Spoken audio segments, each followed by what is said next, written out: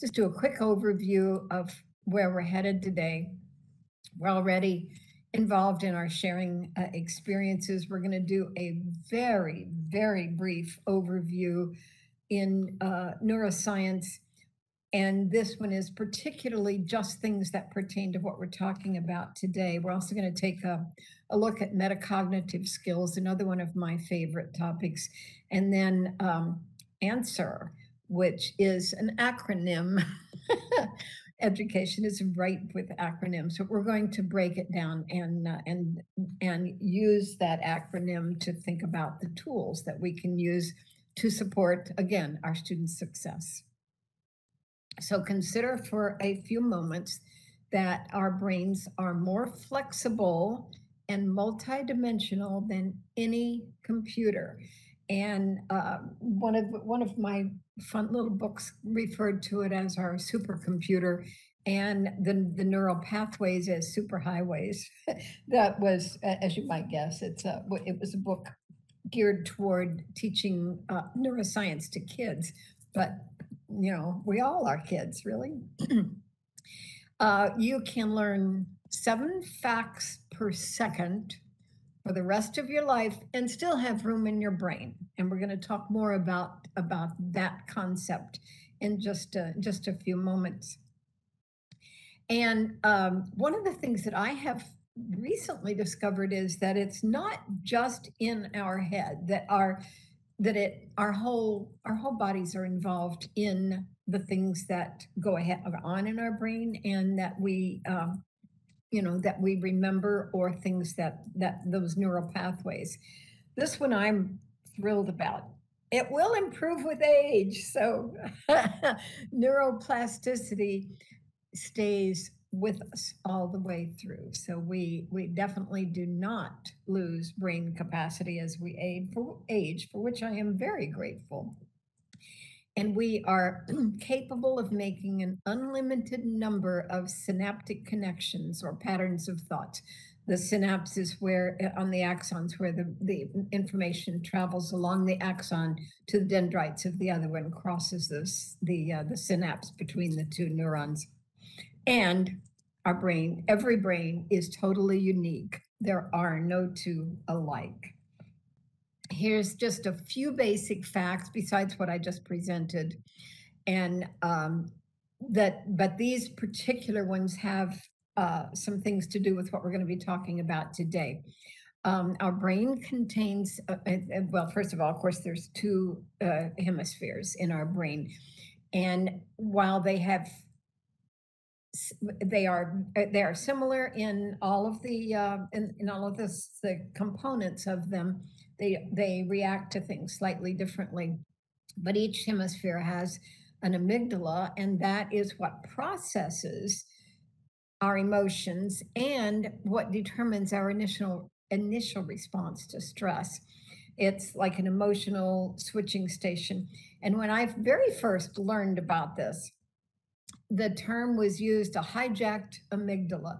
But if you think about it, when something happens, particularly stress-wise, we go into that fight or flight mode. The hippocampus, the message travels from the amygdala to the hippocampus, and it's the gateway for all information, but then goes directly to the prefrontal cortex, which is where we make decisions.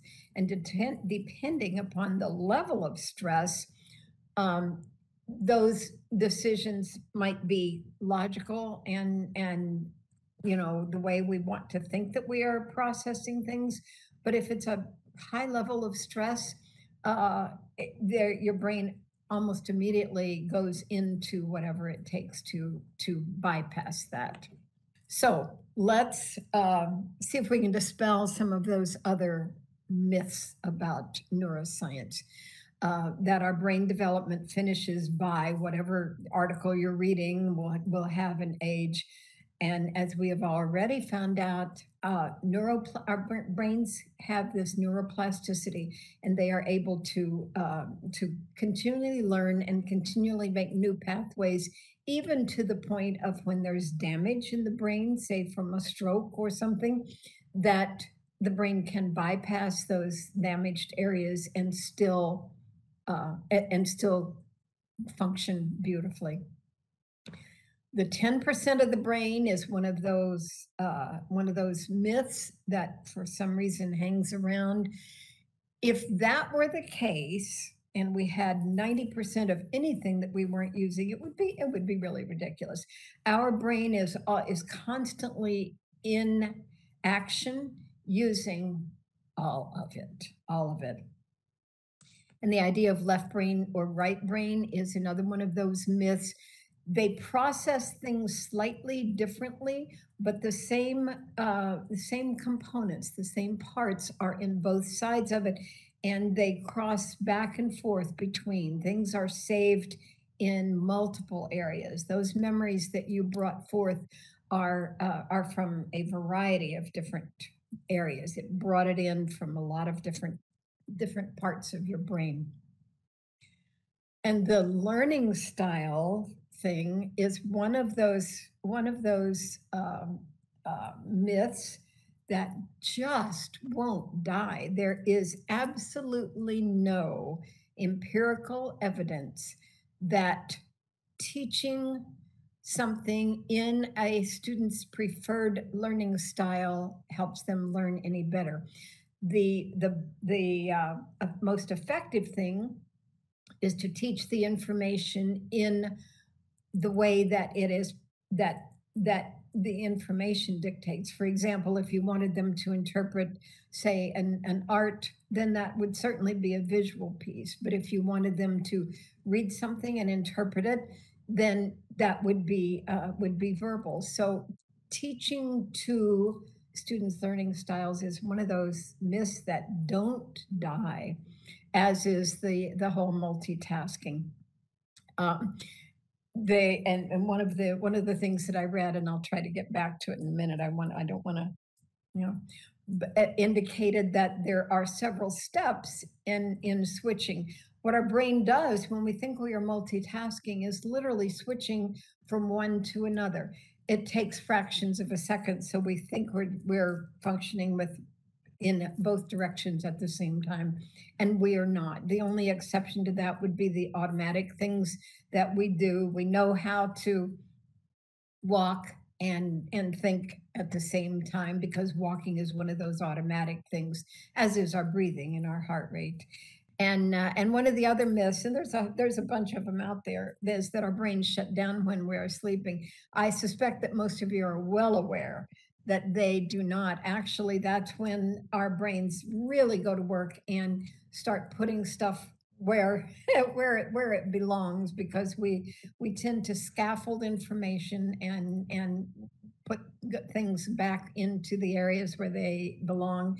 And so that's stuff that our brain does at night while we are sleeping. Thank you. So I'm going to take us back to that amygdala and the concept of the stress. And this one is the positive. These are things that help reduce stress in our brains. Having choices about what we are doing, the novelty, and I will get to that again when we're looking at our acronym, because the novelty, our brains don't pay a whole lot of attention to things that are boring. And so something that is unique and different, they're going to pay attention to, and that's another stress reducer. The use of humor and the use of music. Now, one of the things that is one of the myths is that we learn better listening to classical music, and that is not necessarily so. It would depend upon the type of music you'd like to listen to. But one of the things, particularly in this book that is geared toward students, kids, indicates that if we have music that is, fast-paced and lively, it's going to help us remember. So. And humor, of course, as David mentioned to us, we spend a lot of time online with our students. So we really have to be cautious with the type of humor that we use when we're online, as opposed to some of the things that we can do in class. But so you want to avoid some of the The sarcasm type of humor, or the put down type of humor, definitely avoid. But then you wouldn't be doing that in the face to face anyway. Um, Stories, anecdotes are wonderful ways of reducing stress. Moving into a story about what's going on. Positive interaction with peers. Everything that I've read indicates that the more we interact with others, the more it helps us deal with the stress factors in our lives. And kindness and optimism are both two things that are really supportive of getting us through those stressful times. Things that we can do to help others, and then accomplishing challenges is definitely one of the things that will reduce stress. So now we're going to go talk about some of the things that induce stress, or stress causing factors. Boredom, as I said, our brain is going to shut down if it detects something that it's not interested in. No personal relevance. If there's not something that pertains to something that I need to know, then it's harder for me to stay focused on it. The frustration level, previous failures, we've all been there, and it is hard to move past that. And that ties directly into the fear of being wrong. If I open my mouth and say what might what I think might be an important point, am I going to sound ridiculous? I don't know. And of course, we all know people who have test taking anxieties. One of the things that has come up in several things that I've read is that the things that you add in, as I was talking about the retrieval practice, low stress, low, no, not assessments, just talking through things. Um, we live in a very diverse world, and we've been hearing more about that recently, and about how to compensate for that. So being conscious of our physical differences, our language differences, or dress differences is one of the things that causes stress. And that whole feeling of being overwhelmed, and we all experience that on a regular basis. So this is our acronym. And the answer to helping our students become more engaged, because that really is where we started. Like I said, I got off on several tangents as I was pulling this stuff together. The attention factor. We are going to pay more attention if there's something that is, as in the next one, novelty, something that is new to us. The book that I have, Brain Rules by John Medina, excuse me, references, says we don't pay attention to boring things, and since we don't multitask, it's going to focus on whatever is the most interesting. So that would take us to the end, the novelty. Something being unique or different, or a different application of how it works for us. And I think I have on that too. Yeah, and the S is spacing. This is another one of the retrieval practice ideas, is that we can ask a question about something that we talked about last week. That's a spaced concept. And but the S also would deal with the stress factor, because if we are stressed, we are not going to be receptive to learning, particularly if it's with some high level of stress. The release of adrenaline and cortisol is designed for immediate responses, and so that isn't going to that is going to completely bypass the prefrontal lobe. It's about making decisions.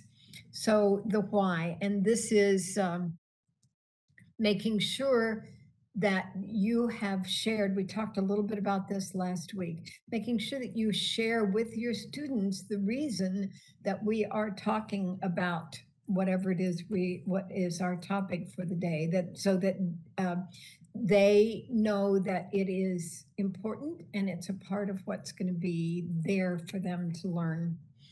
And the E we've talked about already, the emotions. When you remembered those events, either from way past or from recent past, it was because of the emotional involvement in it, positive or negative. But those emotional pieces brought back a picture in your mind, and you could probably visualize it almost exactly as it happened, which we don't do with all of our memories, but the ones that are attached to a high emotional state, we can almost go over in our head exactly the way it was. And then the R, repetition or retrieval. Both of these are important factors. The repetition, as we mentioned earlier, going over things multiple times helps transfer it into our long-term memory. And then the retrieval, I've mentioned several times, the fact that retrieval practice is a strategy that has been studied and identified for quite some time as a positive way of learning. And I can tell you also that the studies indicate that rereading something just before a test is not. Neither is highlighting a way of getting ourselves. What both of those two things do is give us a false sense of security. Yeah, this is in my head. I know this. So that's that's the acronym for us, for making sure things that we do are going to help with our students' engagement. And then there is another component that is an extremely important one, and this is another field that I find really, really fascinating, is the idea of metacognition. And so metacognition is simply, well, I say simply, and it is not simple, but it's thinking about our thinking. Cognition is thinking, and meta is an overview of it. So it's thinking about our thinking. And there are multiple components of it. I've listed a few of them, but there are multiple components. It's a part of our executive functioning. It helps with self-regulation.